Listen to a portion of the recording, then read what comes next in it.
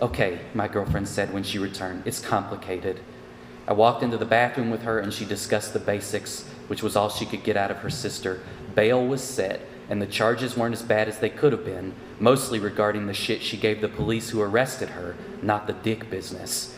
My girlfriend needed to come up with $500 for bail. It was a lot of money for us. I do tattoos, my girlfriend does piercings, we're not rich. We are not in a single dollar of debt, and the reason for this was that we didn't put up bail for every idiot we knew who got locked up. Then I thought about the 4 kids, all of them in our apartment, all the breakfast cereal they would inhale, and it seemed like $500 was a fair price for our freedom. But what about the kids, I asked.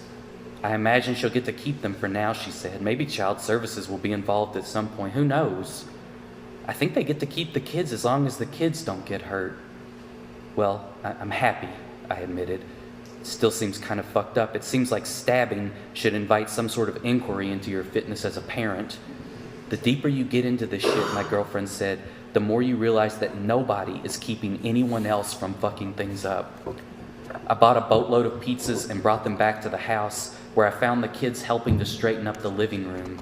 There were 8 garbage bags filled with detritus and old food and what may or may not have been actual shit. There was a landfill of cheese curl dust between the cushions of the sofa. Heavy objects like broken furniture and boxes of rain disease textbooks had been moved from the middle of the room like hostages in a negotiation and pushed against the walls as if to keep the house propped up. It gave space to the room and allowed some measure of air to circulate. My girlfriend emptied the remains of a can of Febreze into the air, and the room just swallowed it whole. In their newly laundered clothes, with their hair combed, the children merely looked like freaks in a carnival show instead of wild animals.